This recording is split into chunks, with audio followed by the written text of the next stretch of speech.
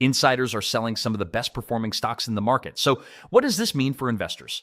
Today, I want to talk about 3 high-flying AI stocks, and all are witnessing some very heavy insider selling at the moment.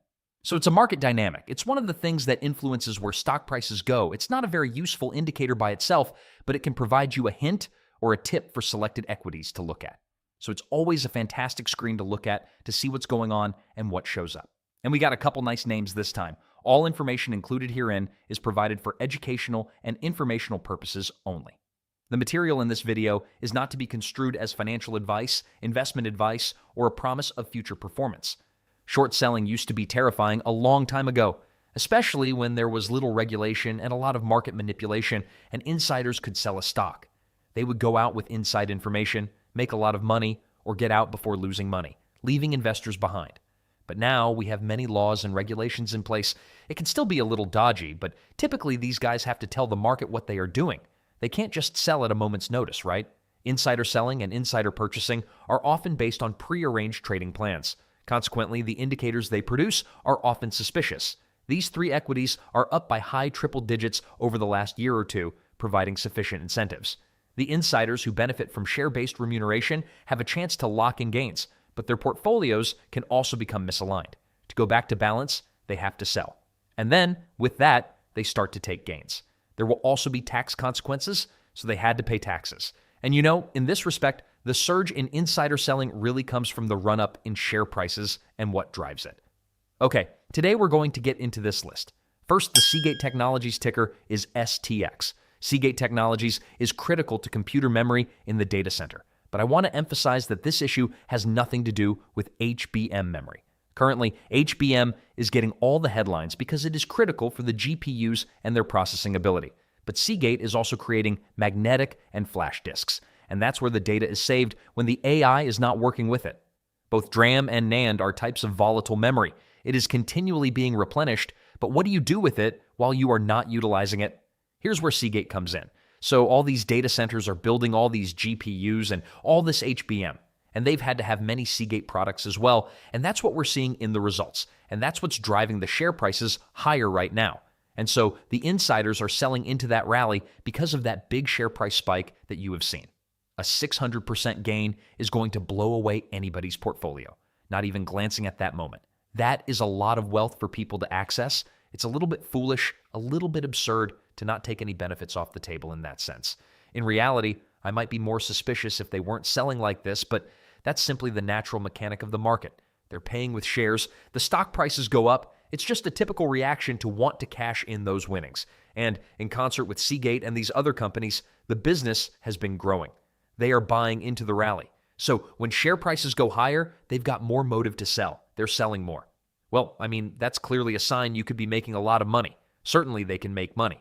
I think the insiders could be a headwind to the signal right now, and we will see some remedial action before the next earnings announcement. But I believe it's a buying opportunity for institutions and analysts to act. The next report will validate what's been happening, which is just ramping and rising business based on this ramping and increasing demand. In this environment, Seagate and other organizations have been designated as the operators capable of delivering solutions at scale. And when we talk about scale now, that's hyperscale. We're talking tens of thousands of GPUs in a single data center. That's a lot of memory storage for Seagate with HBM, but it's still a lot of memory. Hundreds of data centers are going up all over the world now, so there is just a lot of demand for it. Well, you just have to look at the underlying story, and they are selling again. Yes, that's a sign, but the business is growing. We are escalating and increasing. Yes, the outlook is still unknown since it's still expanding. The demand keeps growing. So in that sense, the stock price is continuing in an uptrend, which is reflected in analyst and institutional participation. All of these AI key names are still climbing, in my view. As I said, we may see some price weakness. Those will be buying opportunities. I think going forward, we won't see the explosive rises where we get 200% in a single year, but the prices and earnings forecasts signal that over time we'll be ratcheting up into a fairly good forward picture. So the next one is Texas Instruments. Texas Instruments is a very dull name. They don't manufacture anything exciting. It's analog chips. They are working on power control, sensing, and connectivity-related tasks. They were battling for a long time because there was massive overproduction globally. That was the situation with chips until around 18 months ago. Excess supply and just sluggishness. And then the inventories began to normalize. The firm started to get traction, and then the data center build-out began. As we were saying, data center build-out needs tens of thousands of GPUs per data center times hundreds of data centers. But the GPUs need to be plugged in. There have to be measuring devices to make sure the GPUs don't get too hot or too cold or receive too much electricity or too little power. Texas Instruments is the company that can supply such products at scale. Again, it's the magnitude that matters. And so you have a firm like NVIDIA that's selling $70 billion worth of chips in a quarter, and that's going into hundreds of billions of dollars of Oracle data centers and other data centers. They require billions and billions and billions of dollars worth of sensors and connectors and power supply modules. That's where Texas Instruments comes in, and you can see that again in their findings. In the old days, PI was the only calculator. That's all I mean. And there were some more spin-offs, knockoff spin-offs, anything. That was all. And just raising it is good too, because for the long haul right now, it is data centers that are powering the industry. So the long-term focus will be on the application and execution of AI, which is truly physical AI in the IoT. So embedded CPUs, which Texas Instruments makes, along with all those other power modules and sensors that will be required by IoT devices, are also part of the long-term play. So I think Texas Instruments has a pretty significant long-term play on the nuts and bolts of AI going forward. Same with Seagate. It's wide-ranging, it's been sitting all through the suite, and it's been climbing as share prices have gone up. No surprise really, given their position. They also get share-based income and have plenty of reason to want to take profits off the table. This company is an old-line firm. Old money has had ample opportunity to build and compound this position over time. A lot of the long-term holders are doing fairly well right now when they consider their initial cost basis. Well, I don't want to wait for any price downside because share prices are high right now, but earnings are strong again, profitability is robust, analysts are bullish, and institutions are buying. So I'm in a good position. You just want to find the proper time to get in. Well, the last stock is Cloudflare, ticker NET. It has been a little erratic over the past couple of quarters. That's due to the software's catastrophic collapse. But if you look back over the last couple of years, this stock is up around 400% from the lows in 2022, which is an excellent opportunity. What you need to think about is AI and cybersecurity.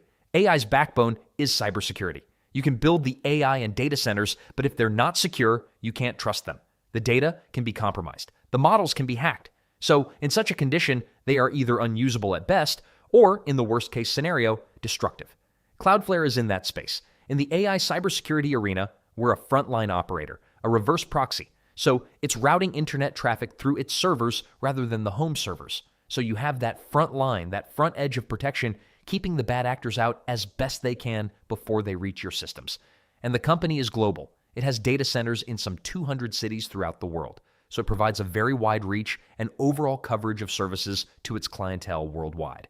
Well, it's been rising up over the last number of years as share values have gone higher. If you look at the data, activity tends to surge up as prices go up, and it kind of slacked off a little bit earlier this year. Q2 has been a little bit high right now. And yet again, it is insiders selling into a rally, taking profits in a pretty strong climb with an excellent outlook moving forward. I imagine if the insiders thought AI was going to hurt their business, they wouldn't be selling their stock. They would shut down and walk off. I guess they are just capitalizing on the surge right now. Across all the financial numbers, what I am seeing is that AI is making their business better, and penetration is being led by new customers and increasing demand. Cloudflare, in particular, is really experiencing exponential growth in internet search queries due to agentic AI, so there is a lot of business for this company. When it comes to AI taking over, as I've been saying, I think it's much more likely that these existing software businesses with an entrenched business will leverage AI than it is for AI to come in and take over their business and have to construct that new ecosystem. Well, one of the difficulties for the software firms and Cloudflare is that they struggle to limit growth. But before the AI boom, that was being offset by better than projected performance. So it was slowing. That's the law of averages. The greater you are, the lower is a percentage gain for the same quantity of cash. In other words, they were decelerating but still expanding forcefully, outperforming, which is a big indication to me. But then AI comes in and now they're reaccelerating. They're also outperforming and just creating plenty of stimulus for sentiment in the market. Right now it appears to be consolidating in a range. Analysts are pushing it up. We're just waiting for the next spark, which is likely to occur in an upcoming earnings announcement. If it's another strong one, I'd anticipate analysts to keep improving their estimate and to help propel the market to a new high. And most lately, we've broken out of a big trading range, so I think it is creating a really substantial potential for me. We can certainly see this stock go up another $200 in the next couple of years. Thanks for watching. Please subscribe to this channel.